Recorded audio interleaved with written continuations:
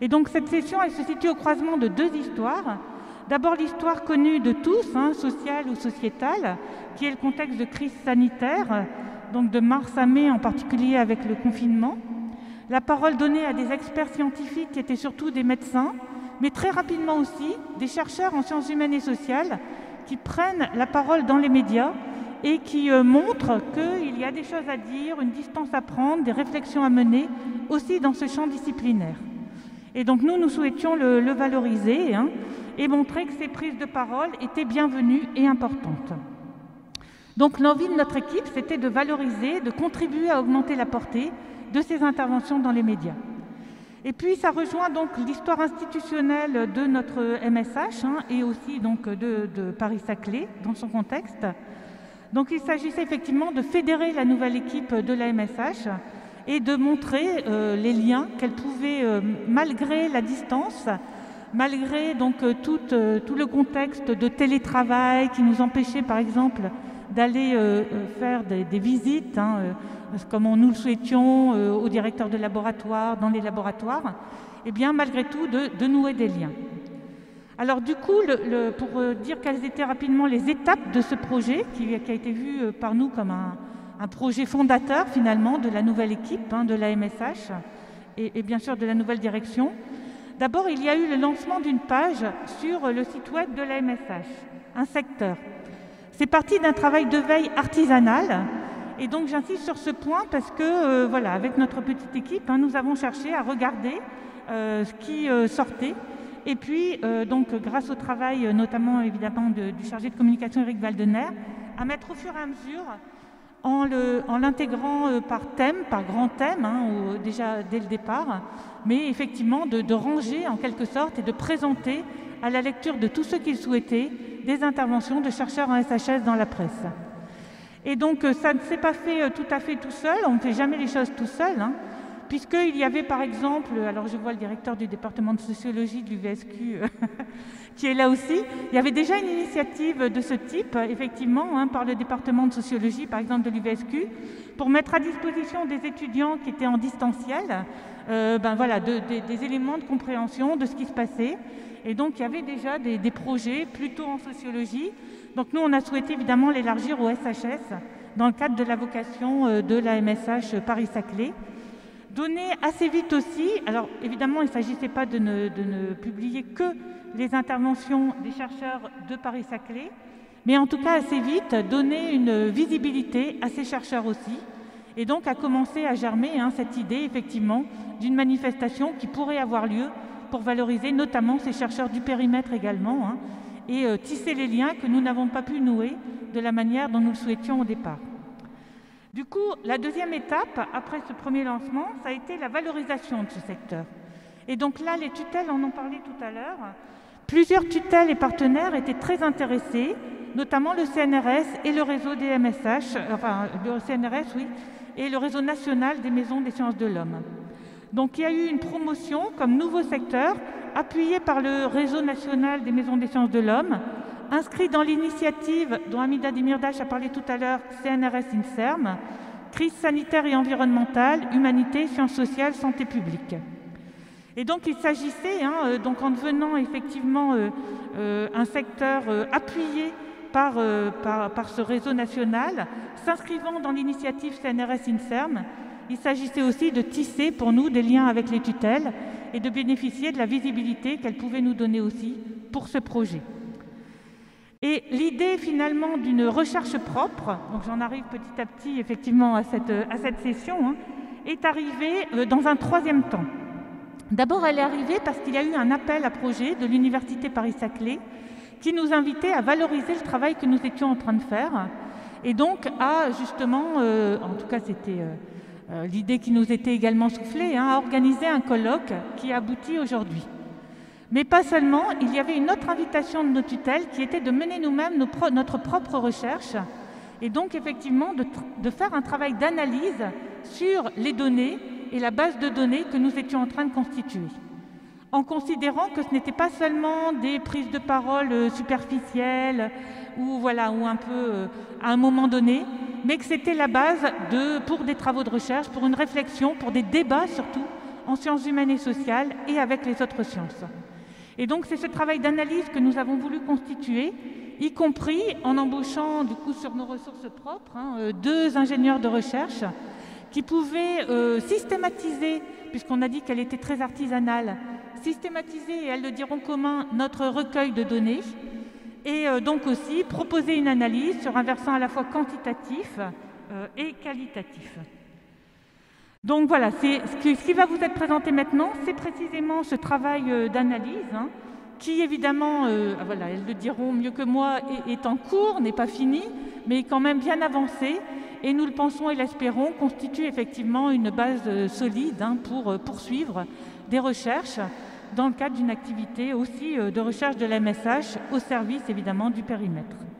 Alors du coup, je passe la parole à Pierre qui va présenter donc cette recherche. Je voulais juste rappeler dans les étapes, j'avais oublié, on a parlé de YouTube, donc vous pouvez retrouver l'ensemble des débats, mais il y a aussi un projet de publication qui est à venir ensuite et qui sera l'étape suivante, voilà, pour terminer sur les étapes. Et donc je passe la parole à Pierre.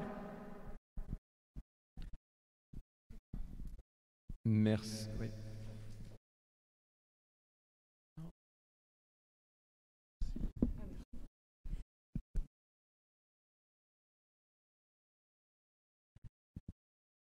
Merci beaucoup Maryse. Pour enchaîner directement sur la logique de ton propos, il a été dit par Sylvie Retailleau que ce colloque était un moment de réflexion. Je compléterai en disant que c'est un moment dans un processus de réflexion, l'idée étant que, après être intervenus beaucoup d'entre nous dans l'espace public ces derniers mois, il valait la peine de se demander comment ça s'était fait, avec quel effet, en vue d'interventions qu'il devra y avoir dans les prochains temps, au vu de l'évolution de la réponse de la pandémie et des réponses à cette pandémie. Et donc un processus de réflexion dont ce colloque n'est qu'une étape et dont ce colloque est une étape que nous espérons une étape en elle-même productive. C'est-à-dire que nous espérons beaucoup que les débats de ces 2 jours vont produire quelque chose qui nous surprendra les uns et les autres à différents titres. Et une manière de favoriser ce résultat consistait à ouvrir ce colloque par la présentation d'une recherche qui est à son début et qui vous propose une vue d'ensemble sur les interventions qu'il y a eu de chercheurs SHS dans les médias ces derniers mois, qui puisse servir de toile de fond, qui puisse faciliter aux uns et aux autres une certaine prise de recul après des interventions plus spécifiques dans lesquelles les uns et les autres se sont trouvés impliqués, auxquelles les uns et les autres ont participé ces derniers mois. Et donc c'est ce processus en cours que nous espérons stimuler par la présentation qui va être faite par Anne-Coralie Bonner et par Elsa Bansard, que nous avons eu le plaisir de pouvoir engager, avec qui nous avons eu le plaisir de travailler ces derniers mois, en fait 2 mois. Je tiens à l'avoir dit, ces 2 chercheuses qui travaillent pour nous ont commencé le travail qu'elles vous présentent maintenant il y a moins de 2 mois et nous leur donnons maintenant beaucoup moins d'1 heure pour le présenter. Ça, c'est notre responsabilité et nos excuses à elles. Donc, pour vous présenter brièvement ces 2 personnalités, Anne-Coralie Bonner est docteur en communication de l'université de Leipzig et Paris-Descartes. Elle a présenté une thèse sur l'image de l'Europe dans les télévisions régionales. Elle a recherché pour l'Institut de communication interculturelle de l'université de Chemnitz, où elle a aussi été professeure avant de nous rejoindre maintenant pour ce projet. Elsa Bansard est docteure en philosophie. Elle s'est formée à l'université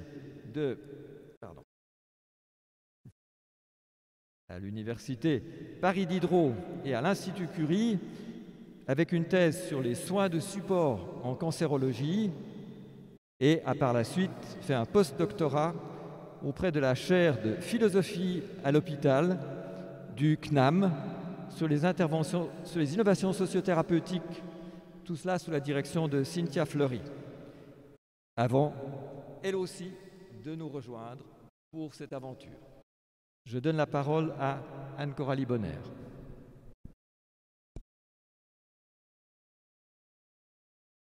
Alors,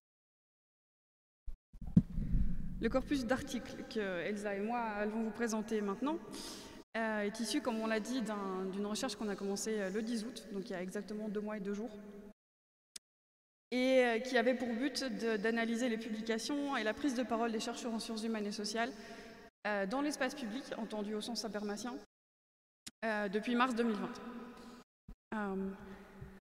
Comme le rappelle Siegfried Kracauer en 1931, donc une période troublée aussi à l'époque, pour analyser les journaux et les médias, il faut se confronter aux matériaux de presse lui-même pour obtenir des résultats tangibles et objectifs.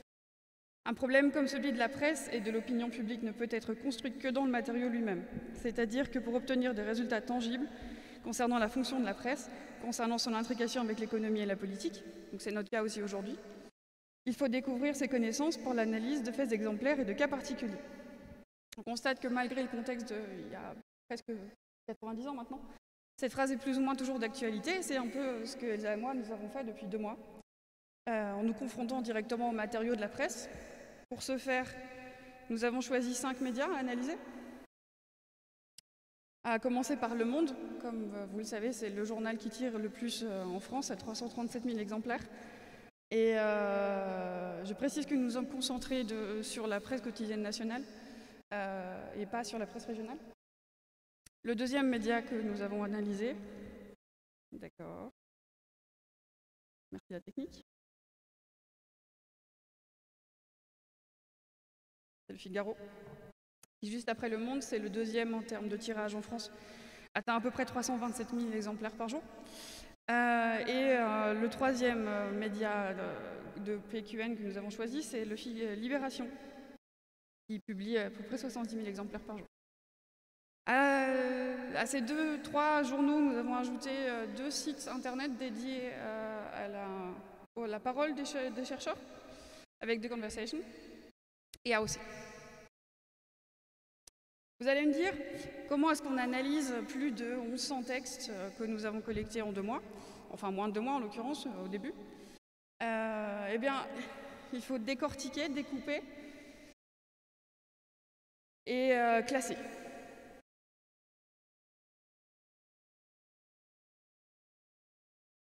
Dans un premier temps, donc nous avons découpé tous les textes, analysé tous les contenus. Nous avons réalisé un certain nombre de critères pour sélectionner ces textes-là, évidemment. Et on constate que, je vais en arriver au nombre de... Alors, où est-ce qu'on est parti? Eh bien, on s'est dit que, comme je disais, notre but c'était d'analyser la parole des chercheurs en sciences humaines et sociales. Donc le premier postulat, c'est que les SHS s'expriment dans l'espace public par le truchement des médias dédiés et de journaux quotidiens nationaux et prennent position face à la crise. Notre deuxième postulat, ça a été que, en prenant position dans les médias, les sciences humaines et sociales cherchent à influencer les prises de décision politiques en éclairant de leur savoir et de leurs observations empiriques, tout en proposant des outils. Et enfin, les lignes éditoriales des différents médias concernés influent sur la prise de parole des sciences humaines et sociales dans le poids qu'il leur est laissé. Troisième. Dans un premier temps, comme je disais, on a fait du classage et du comptage. Et la première question à laquelle je peux répondre maintenant, c'est quelle a été la proportion en fait, de ces prises de parole. Eh bien, c'est une proportion qui est finalement pas du tout négligeable. Ça, on en arrive à peu près 200 articles sur une période de 4 mois, donc de mars à juillet 2020. Mais ça varie, comme on peut le voir en quantité, en fonction des journaux concernés. Ça varie de 70 à peu près par mois pour Le Monde, ça fait à peu près plus de 2 jours, ça fait 2 par jour, à moins de 10 sur Le Figaro. Nous, en tout, on a codé 826 textes qui correspondaient à nos critères. Et la question de quand ces textes ont été publiés, c'est, comme on peut le voir sur le graphique, on a, comme les courbes d'infection du Covid-19, on a un pic au mois d'avril. C'est un peu, on a un mois de réflexion par rapport au début de la crise. C'est comme les taux d'infection, ça met un certain temps avant d'arriver. Et puis ensuite, ça redescend un petit peu. Et puis pour presque disparaître en juillet, et puis en août, du coup, on a arrêté complètement. Quelles sont les disciplines qui ont pris la parole? C'est pour ça qu'on est tous venus aujourd'hui pour savoir ça. Et ben, on constate qu'essentiellement, ce sont des sociologues, des économes, des philosophes, des historiens ou des historiennes.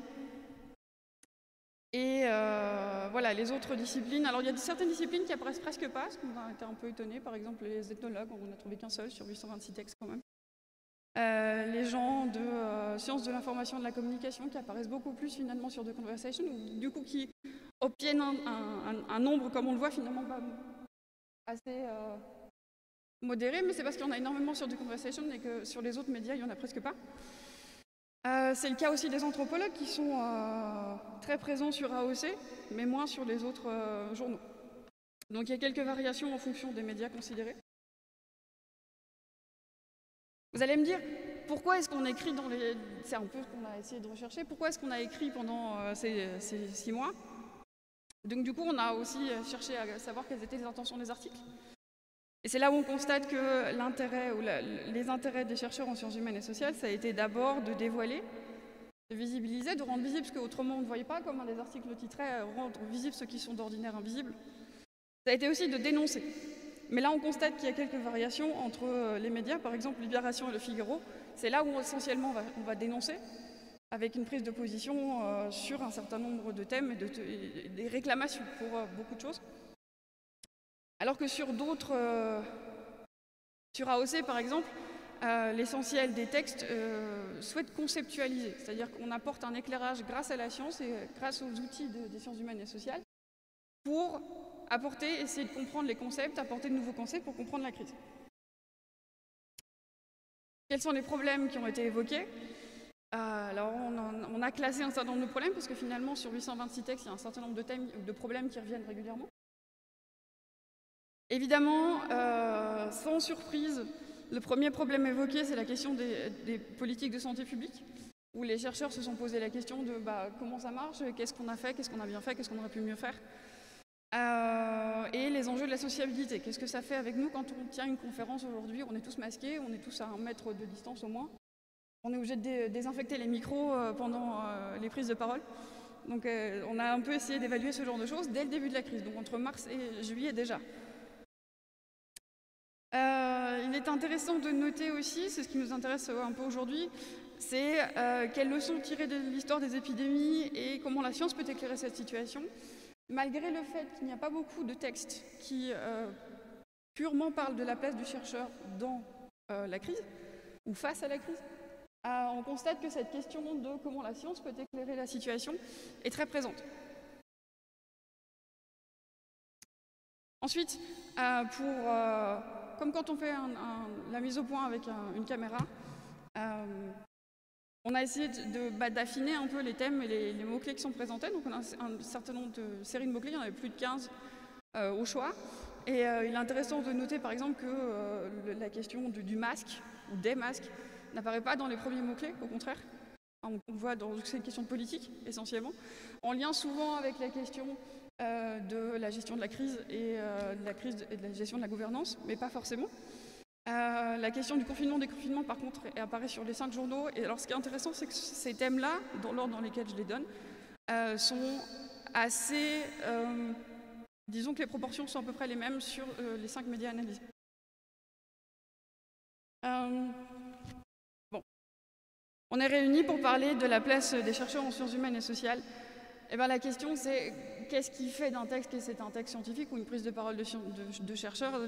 On pose un certain nombre de bases, alors que ce soit des bases théoriques, des bases empiriques, on se pose un certain nombre de questions, mais on va chercher aussi des réponses dans les choses qui existent déjà, par exemple.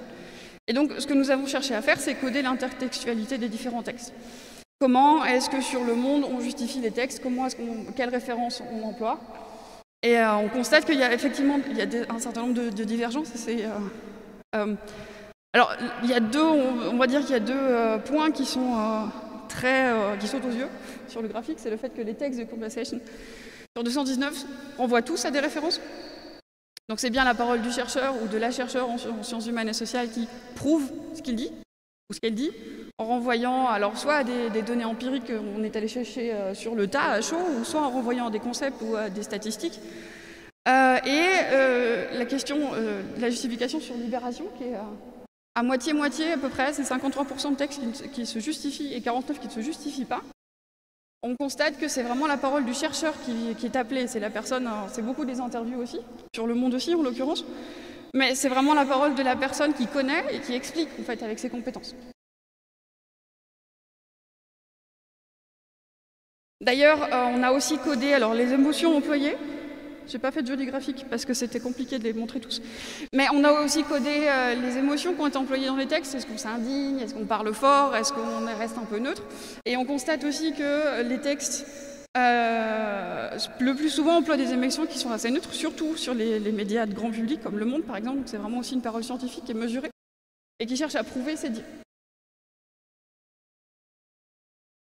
Enfin, vous allez me dire quelle est finalement la place du chercheur même, ou de la chercheure, face à la crise. Qu'est-ce qu'on en fait? Alors, comme je le disais c'est la place d'une parole scientifique dans l'espace public, donc on a vraiment affaire à des textes qui renvoient à des sources et qui prennent position, qui utilisent des références pour se justifier, qui disent, comme on le disait en 1931, comme je viens de le faire en l'occurrence, on constate qu'aujourd'hui, en 2020, on peut réemployer ce type de situation, ce type de paramètres.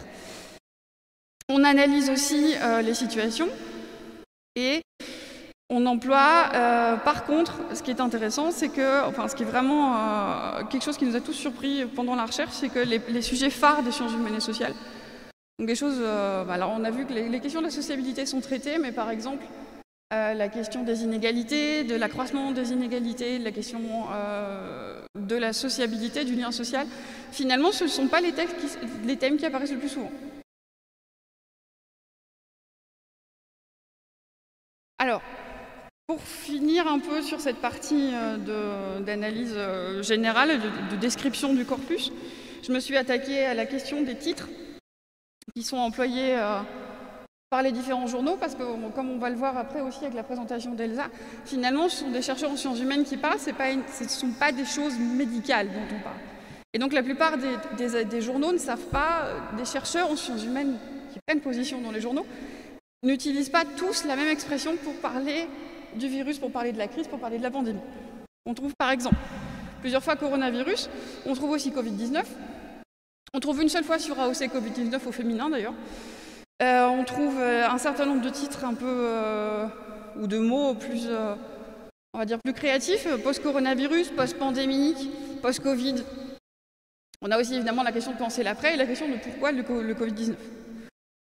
On trouve aussi, alors pour ce qui est le mot virus lui-même, on trouve la question du virus idéologique, qui est d'ailleurs pas dans un contexte médical, mais dans un contexte économique en l'occurrence. La question de virus et population, qu'est-ce que ça en fait? Et puis, comme je le disais tout à l'heure, la question de est-ce qu'on parle du présent, est-ce qu'on parle de ce qui se passe ici et maintenant, ou est-ce qu'on parle du contexte mondial? Et c'est là où on constate aussi que les mots qui sont employés ne sont pas tous les mêmes pour parler soit de la même chose, soit est-ce que finalement c'est forcément la même chose. On trouve par exemple la crise sanitaire, l'urgence sanitaire, la guerre sanitaire, mais on parle aussi de crise épidémique, de pics épidémiques grippaux, d'épidémie de Covid-19, de pandémie de Covid-19, de pandémie tout court et d'épidémie tout court. Pour être une épidémie d'autre chose. Enfin, puisque je vais essayer de détendre un peu l'atmosphère, puisqu'on on parle de virus et de maladies depuis ce matin, je ne peux pas résister à vous donner un best-of des titres quand même qu'on a rencontrés. Il y en a certains qui sont vraiment très sympas. Par exemple, des virus et des vertus. Covid-19, la Corrèze et le Zambèze. Tuto partout, santé publique nulle part. Guerre au care, parce que ça rime. Drôle de déclaration de guerre. Coronavirus, le soin pas la guerre. Tout ça, c'est des titres de Libération, en l'occurrence. Et puis enfin, mon préféré, de l'effet papillon à l'effet pangolin. Voilà. Du coup, qu'est-ce qu'on peut dire en conclusion, avant que Elsa reprenne la parole avec la présentation qualitative? On constate quand même que c'est une prise de parole qui est assez conséquente. Je l'ai dit, il y a 826 articles en tout. Sur 4 mois de présentation, ça fait quand même 200 articles par mois, sur 4 mois seulement. On a arrêté le corpus au 31 juillet, parce que comme on l'a dit, on a commencé finalement au mois d'août, mais aussi parce que le taux de publication décroît assez vite en fait. On constate que les intentions sont assez divergentes. Alors, il y a des articles qui sont là pour dénoncer, d'autres qui sont là pour conceptualiser, d'autres qui apportent un éclairage. Et puis enfin, on constate que c'est aussi une parole de l'expert, une personne qui parle comme un chercheur ou une chercheure dans l'espace public en tant que chercheur. C'est donc cette parole-là que les médias viennent chercher. Et puis enfin, ce qui est important de constater aussi, c'est que certains des thèmes qu'on attendait un peu, on attendait un peu les SHS se tournant sur ces choses-là, eh ben, c'est pas les thèmes les plus présents.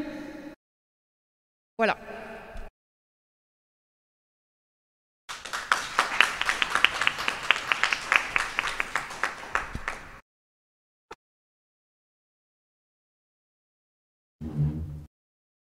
Merci beaucoup Anne-Coralie. Et du coup, c'est Elsa qui va prendre la suite sur le volet plus qualitatif.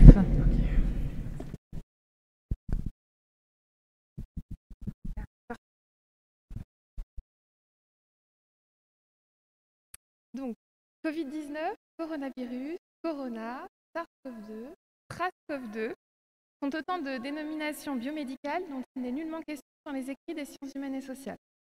Ces termes sont utilisés de façon interchangeable et indifféremment. Puisque les références médicales importent peu, la question est alors de quoi les chercheuses et les chercheurs de sciences humaines et sociales ont-ils parlé? L'enjeu de mon travail est de décrire et questionner l'objet qu'elles ont construit. Je précise immédiatement que dans le reste de mon propos, j'emploierai l'expression de sciences humaines et sociales et ne proposerai pas une analyse distincte par discipline. Si ma conscience de la diversité des pratiques, outils et champs d'analyse des sciences humaines et sociales est aiguë, cette étude qualitative cherche à dessiner l'espace de discours que les sciences humaines et sociales prises dans leur ensemble ont ouvert durant ce premier temps de la pandémie. Cette réflexion a pour tâche de partir de la diversité des paroles collectées, non pour former une unité, mais pour essayer de dessiner un espace épistémique commun. Je questionnerai donc ici la narration de la Covid-19 par les SHS. Centrées sur la réalité vécue, elles ont abordé la Covid-19 en tant que phénomène social, économique, religieux, existentiel, psychologique, géopolitique, géographique, médiatique, scientifique, artistique et j'en passe. Autrement dit, décrire la Covid-19 avec les SHS, c'est la porter au-delà du cadre biomédical, c'est faire advenir une complexité et se donner une chance de faire société en construisant une expérience commune. Dans The Conversation, Geoffroy Players écrit « La bataille sur le sens de la crise est cruciale. La manière dont l'humanité sortira de la pandémie de coronavirus dépendra de la science et de la recherche pour trouver un vaccin. Elle sera également le résultat d'une lutte sur les significations sociales, politiques et géopolitiques de la pandémie et sur les visions du monde qui en découlent. » Afin de ressaisir l'objet Covid-19 construit par les SHS, je m'appuie sur le corpus et la grille d'analyse que nous avons construite avec Anne-Coralie Bonner, mais aussi sur des lectures secondaires. Ce faisant, cette analyse prend appui sur une première période de la pandémie en France, allant du 1er mars au 31 juillet 2020. Je procéderai en 3 temps. Je m'interrogerai d'abord sur la manière dont les SHS ont pensé la Covid-19 en tant que crise, la figure de cette crise, comment l'ont-elles mobilisée. Dans un second temps, je m'interrogerai sur les manières dont la question des liens entre science et politique a été mobilisée durant cette première période. Enfin, dans un troisième temps, je m'interrogerai sur les nouveaux outils conceptuels qui ont émergé dans l'espace public. Je reviendrai sur 2 d'entre eux, le fait mondial total d'une part et l'anthropocène d'autre part. Je reviens donc à mon premier temps, qui est que la Covid-19, dans la parole des SHS, a d'abord été le nom d'une crise. Crise est d'ailleurs un temps d'analyse et d'intervention privilégié par les SHS. Je mettrai ici en parallèle les figures attribuées à la Covid-19 dans la réflexion des scientifiques et les rapports tissés entre la théorie et le terrain impliqués par ces figures. Attestation de théorie, mise en question de théorie, flux conceptuel, la parole des SHS a caractérisé la manière dont la recherche et l'événement se rencontrent. Si le recours à la figure de la crise est absolument massif dans notre corpus, il n'est pas employé de manière univoque. Je reviendrai sur une première façon de mobiliser la crise comme rupture. L'image de la coupure radicale entre le monde d'avant et le monde d'après a été omniprésente. Elle est allée de pair avec une parole très engagée des scientifiques. Cette figure de la crise comme rupture temporelle s'accompagne d'une réflexion sur le temps long. En distinguant un avant et un après, l'événement est replacé au sein d'une lecture macroscopique de l'histoire des sociétés. Elle ne s'ancre dans aucune discipline en particulier. L'événement est alors une nouvelle étape du savoir, et son sens est lié à une frise globale, générale, temporellement linéaire, englobant toutes les dimensions humaines. La saisie de l'événement se veut de portée générale. Par exemple, dans Le Monde, Jérôme Bachet annonce l'arrivée d'une nouvelle ère. Il écrit « Les historiens considèrent volontiers que le XXe siècle débute en 1914. Sans doute expliquera-t-on demain que le XXIe siècle a commencé en 2020 avec l'entrée en scène du Covid-19. » Deuxième façon de mobiliser le terme de crise, c'est la figure de l'incertitude, incertitude radicale. Dans ce cas, le désordre introduit par la crise brise les repères et plonge l'avenir dans l'obscurité. On ne distingue plus de quoi sera ou pourrait être fait l'avenir. La crise fonctionne alors comme une mise en suspens des savoirs et des repères. Lorraine Daston, dans AOC, écrivait « C'est ce que je veux dire quand j'annonce que nous avons été soudainement catapultés au XVIIe siècle. Nous vivons un moment d'empirisme zéro, un moment où presque tout est à inventer, à trouver. » Troisième façon de mobiliser la figure de la crise, la révélation. Certaines expressions, multiples et lapidaires, font de la crise un principe actif, comme si par sa manifestation seule, la Covid-19 rendait visibles des vérités jusque-là cachées ou voilées, ou tout au moins rendait visibles des vérités que l'on préférait mettre sous le tapis auparavant. Dans cette figure de la crise, la théorie éclaire le réel, on part d'elle pour comprendre l'actualité. Gourcy, dans The Conversation, écrivait « La pandémie de Covid-19 confirme que nous sommes engagés dans une mutation écologique et durable irréversible. » Ou encore Agamben, dans Le Monde, « Ce que la crise nous montre clairement, c'est que l'état d'exception est devenu la condition normale. » Quatrième façon de mobiliser le terme de la crise dans notre corpus, même si elle est moins majoritaire, les SHS ont vu en elle de nouveaux champs de recherche et de nouveaux enjeux qui appartiennent à leur champ d'expertise et de responsabilité. Ce faisant, les SHS prennent la parole dans le temps inscrivent leur parole dans le temps long de l'étude et de la prise de recul.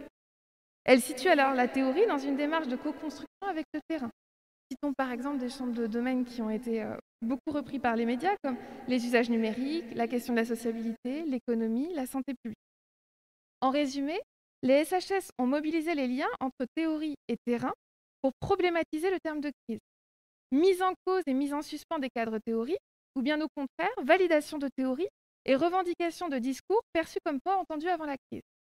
Les scientifiques ont ainsi immédiatement cherché à comprendre quels étaient les outils qu'ils avaient déjà et qui pouvaient les aider à comprendre l'événement, ou bien ceux qui leur manquaient et qu'il allait falloir tricoter. J'en viens au second temps, qui est l'analyse d'une nouvelle façon de mobiliser la question des sciences et de la politique.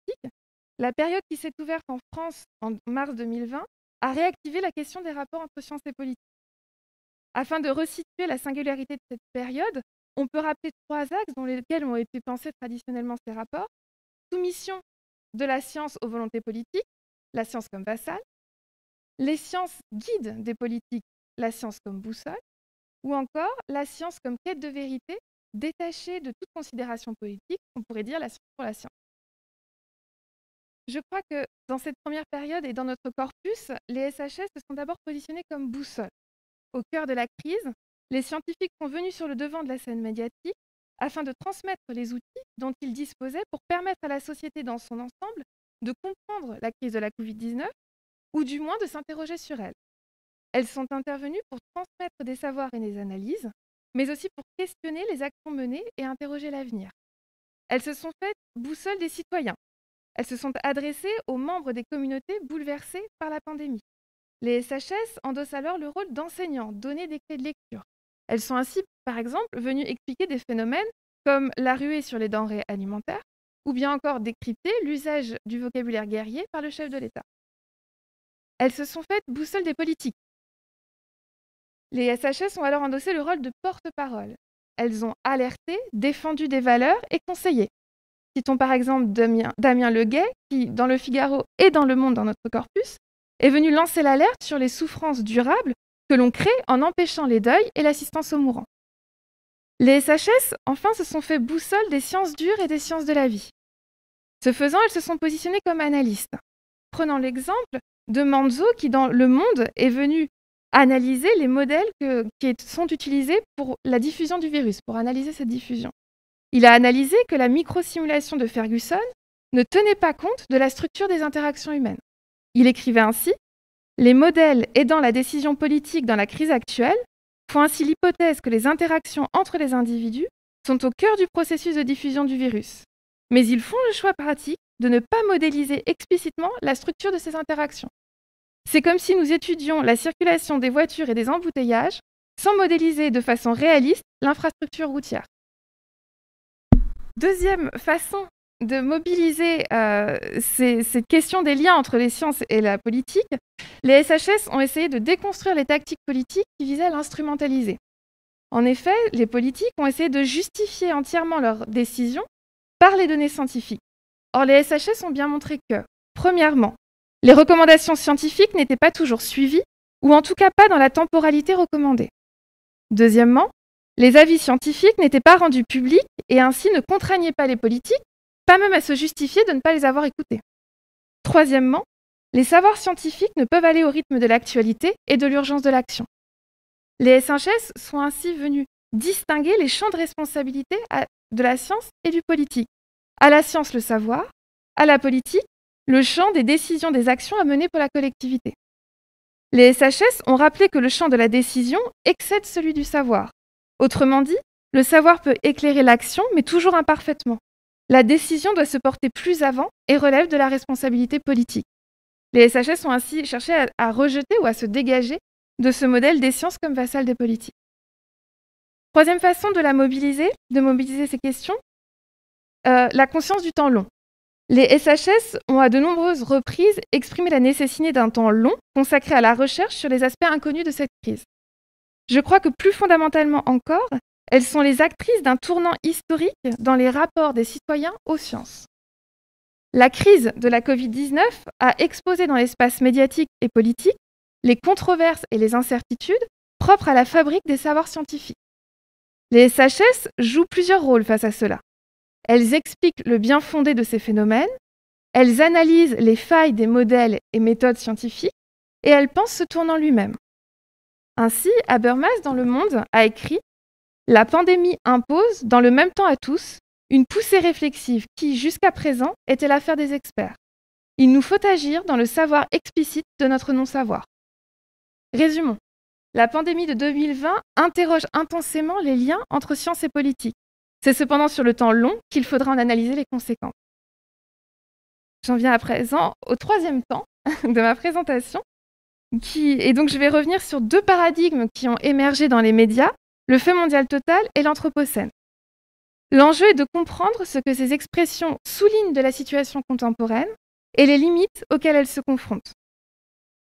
Je vais commencer par le fait mondial total. L'affirmation que la Covid-19 est un fait mondial total revient à plusieurs reprises dans les articles des chercheurs de sciences humaines et sociales. Il est présenté comme un concept nouveau permettant de rendre compte d'une actualité inédite.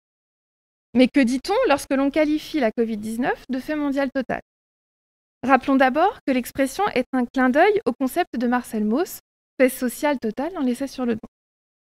L'emploi de l'expression fait mondial total renvoie à un double constat apparemment simple. D'une part, la Covid-19 touche tous les êtres humains, et d'autre part, la Covid-19 touche de multiples dimensions de la vie humaine.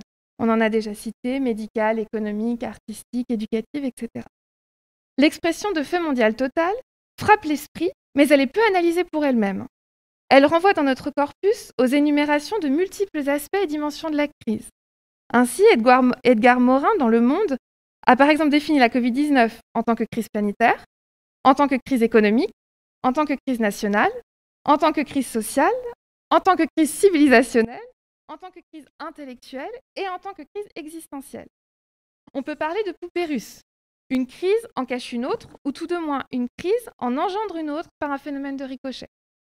L'expression de fait mondial total met l'accent sur l'ampleur de l'événement. Plus précisément, elle se réfère à l'étendue spatiale d'une part, et d'autre part à la complexité sociale des effets d'un virus nommé Covid-19. Ce faisant, je crois que le fait mondial total appelle à un double axe d'études pour les sciences humaines et sociales. Dans un premier axe, on peut se demander qu'entend-on par un phénomène mondial? Le virus touche-t-il tous les espaces de la même manière? Le monde dont nous parlons, est-ce la planète Terre? Peut-on décrire et expliquer la manière dont il touche l'ensemble des territoires, y compris des océans par exemple? Deuxième axe, qu'entendons-nous par total? Est-ce l'ensemble de l'humanité? Est-ce les humains et les non-humains? Et dans chaque cas, comment décrire la manière dont chacun est impacté? Pour clore ici l'exploration de l'expression fait mondiale totale, je pense qu'il convient de la considérer comme un concept à explorer, un champ d'analyse à construire. J'en viens maintenant au concept de l'anthropocène, qui a fait une entrée fracassante sur la scène médiatique. Comment le nom d'une nouvelle ère géologique s'est imposé dans les discours pour nommer la zoonose de la Covid-19, autrement dit le passage d'un virus de l'animal à l'être humain. Comment le nom d'une nouvelle ère géologique est devenu le nom d'une nouvelle conception des rapports entre humains et non-humains. Bernadette Bensaud-Vincent propose de désigner la pandémie de 2020 comme le moment de l'histoire humaine où une 4e blessure narcissique est infligée à l'espèce humaine. Freud a affirmé que la première était due à la découverte que la Terre n'est pas au centre du système solaire. La deuxième, au fait que l'être humain descend de l'animal. La troisième, au fait que l'inconscient prive le moi de la toute maîtrise de lui-même. La 4e blessure, adressée à l'anthropocentrisme, serait la prise de conscience d'une limite anthropologique. Le virus qui contamine l'espèce humaine en 2020 serait la prise de conscience de cette limite. Révélation de la vulnérabilité humaine, limite de la maîtrise de la nature, nous vivons une rupture, une mise en cause de tous nos repères. L'enjeu du XXIe siècle est alors de repenser la hiérarchie qui place l'espèce humaine au centre du monde. En bref, lors du premier temps de la pandémie, l'emploi récurrent du terme anthropocène ne renvoie pas à une description géologique, mais cherche plutôt à nommer une nouvelle compréhension collective des liens entre humains et non-humains. Je citerai 2 écueils majeurs et très largement discutés qui existent au sujet de l'anthropocène. Premièrement, si l'on reconnaît l'être humain comme capable de détruire la planète, on reconduit le présupposé de sa toute-puissance. Deuxièmement, en acceptant l'anthropocène comme une réalité, on attribue à l'humanité tout entière la responsabilité d'activités qui ont été produites par environ un tiers de la population mondiale. Si le concept d'anthropocène est entré sur le devant de la scène avec la Covid-19, les débats qui l'animent ne sont eux pas tranchés. Si une certaine prise de conscience de l'anthropocène en tant que rupture anthropocentrique de la compréhension du monde, des liens humains-non humains, et surtout de la dépendance humaine face aux non-humains et à la planète, semble pouvoir rendre compte de bouleversements collectifs, ces propositions ne permettent pas d'acter une description commune du monde, mais ouvrent bien plutôt une nouvelle façon de formuler les enjeux de la vie des communautés humaines. On pourrait résumer en disant que fait mondial total et anthropocène sont le nom de nouveaux défis. J'en viens maintenant à ma conclusion. Au cours de ce travail, j'ai essayé de formuler et de décrire la parole des SHS face à la pandémie. En m'interrogeant sur ce qu'elles ont dit, j'ai questionné ce qu'elles ont construit. La pandémie entre leurs mains est devenue un défi humain, une mise en question des rapports de l'humanité au monde, une mise en question des manières dont nous vivons ensemble, un questionnement de notre futur. Ce faisant, j'ai interrogé la mission des sciences humaines et sociales. Quel est leur rôle? Quelles sont leurs responsabilités? Ces questions datent de la naissance de ces disciplines. Elles ont évolué au cours du temps, se colorent différemment pour chacune d'entre elles, et surtout en fonction de chaque chercheur ou courant de pensée. Qu'importe.